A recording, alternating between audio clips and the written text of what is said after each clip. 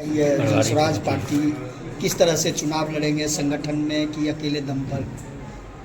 देखिए, मैं आपके माध्यम से बताना चाहूँगा, पूरे बिहार की जनता को बताना चाहूँगा कि ये जो उद्घोष यात्राएं हैं, इस यात्रा में आप देख रहे होंगे कि हम संगठन को भी मजबूत करने की बात कर रहे हैं और जो जनसुराज का पैगाम है कि हमने 5 जो अभी चीज़ों को अभी जनता के बीच में जो हम सर्कुलेट कर रहे हैं, 5 चीज़ों के बारे में हम बताने का काम कर रहे हैं। और निश्चित तौर पे 2025 का विधानसभा जो चुनाव होगा वो निश्चित तौर पे कहीं शक शोभा आप नहीं करें, हम आपके माध्यम से दावे के साथ कह सकते हैं कि हम 243 सीटों पे लड़ेंगे और जिनकी जितनी भागीदारी होगी उनके हिसाब से हम लोग उसकी हिस्सेदारी भी दे रहे हैं। और तमाम पार्टियां जो जात के नाम पे, धर्म के नाम पे, समीकरण के नाम पे जो राजनीति करती रही है, अब आने वाले 2025 में ये व्यवस्था को भी हम लोग ख़त्म करने जा रहे हैं, ताकि हम जब तक समाज खड़े नहीं होंगे इस सब चीज़ों से ऊपर, तब तक हम बिहार का भला नहीं कर पाएंगे। 24 मार्च को 11 बजे सिमरिया से प्रवेश करेंगे और वो 0 माइल के रास्ते सबसे पहले वो सर्किट हाउस पधारेंगे और वहाँ हमारे बेगूसराय जिले के जितने भी इलेक्ट्रॉनिक और प्रिंट मीडिया के साथी हैं उनसे सबसे पहले वो बातचीत करेंगे और उसके बाद फिर वो जुलूस के शक्ल में यहाँ से सभा स्थल की ओर तेघरा के लिए चलेंगे। फिर वही 0 माइल कॉर्नर पर सबसे पहले दिनकर जी की प्रतिमा पर माल्यार्पण करेंगे और उसके बाद फिर बरौनी के रास्ते तेघरा बाजार होते हुए सभा स्थल तेघरा प्रखंड ग्राउंड पहुंचेंगे और वहां सभा को संबोधित करेंगे और उसमें जनसुराज के जो 5 संकल्प हैं उस संकल्प को वे अपनी वाणी में वहां जनता को बताएंगे और उसके बाद फिर वहां से इफ्तार में शामिल होंगे।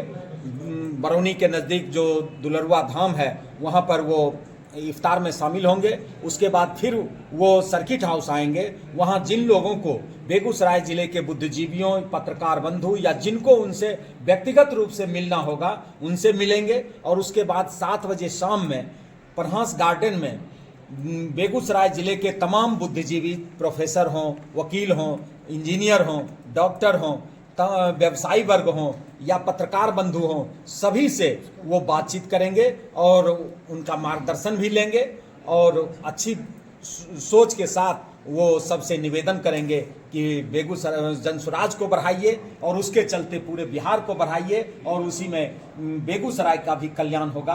बेगूसराय को भी विकास के दहलीज पर खड़ा करने में आप तमाम लोग सहयोग कीजिए। प्रशांत किशोर जी जो जनसुराज उद्घोष कार्यक्रम के सिलसिले में 24 तारीख को बेगूसराय उनका आगमन हो रहा है। ये पार्टी बनने के बाद पहली बार उनका आगमन बेगूसराय में हो रहा है।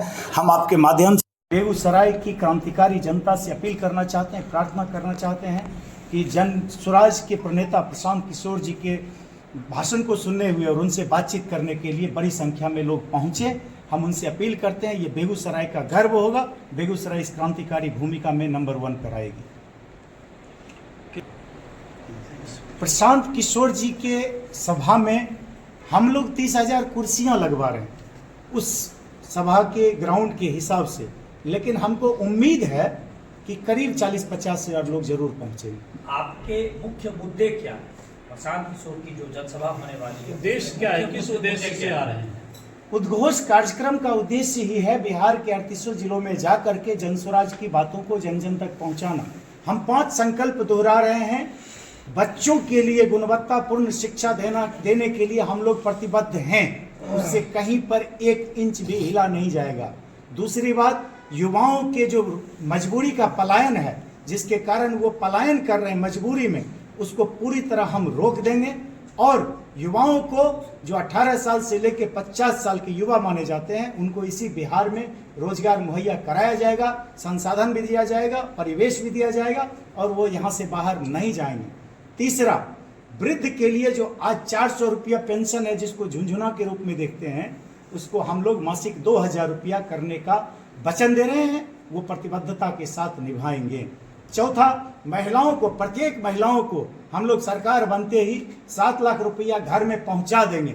कैसे पहुंचाएंगे? बैंक के माध्यम से पहुंचाएंगे, 4% के ब्याज पर पहुंचाएंगे और जब महिलाओं के पास 7 लाख रुपए का संसाधन पहुंचेगा तो आर्थिक समृद्धि होगी और महिला सशक्तिकरण उस रूप में, आर्थिक रूप में भी पूरा होगा।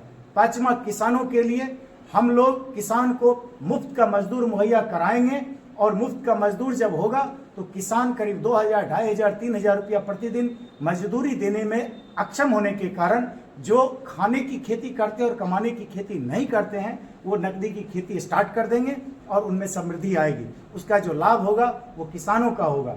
इसलिए किसान को हम लोग कमजोर नहीं, कीमती बनाने का संकल्प लेकर के आगे बढ़ रहे हैं।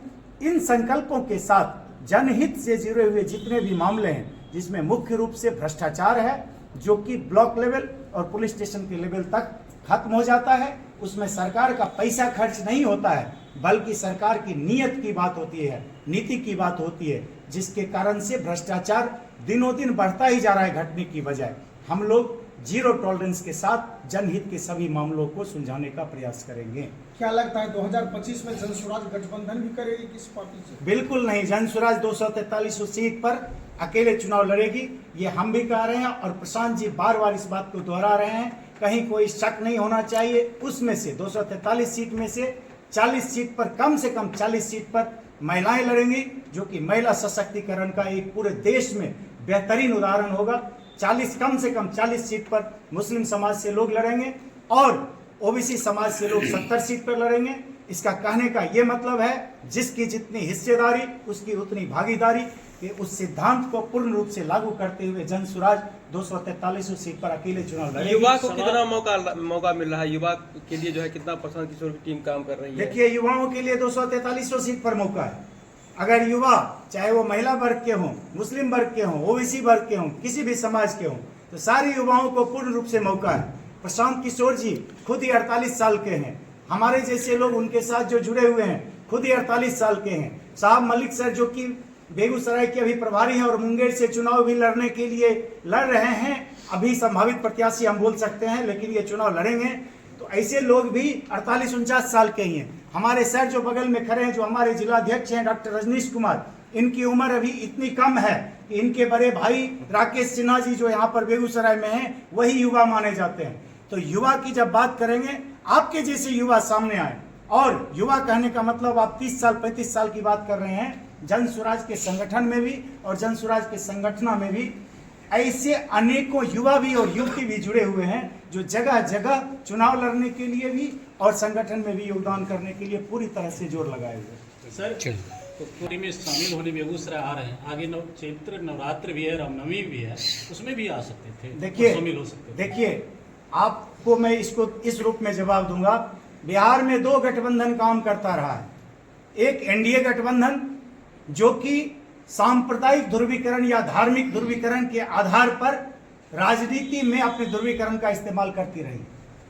दूसरा है आरजेडी गठबंधन या कांग्रेस गठबंधन, जो जातिगत ध्रुवीकरण का राजनीति में इस्तेमाल करती रही है। जनसुराज पार्टी इन दोनों ही ध्रुवीकरण से परे है।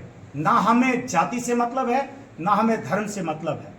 मतलब कहने का ये है कि हम हर जाति पर, हर धर्म पर, उनके स्वाभिमान पर गर्व करते हैं, लेकिन ये जब समाज में मिल करके राजनीति में इसका इस्तेमाल होने लगेगा, तो वही बिहार की बदहाली का पिछले 35 साल से कारण है।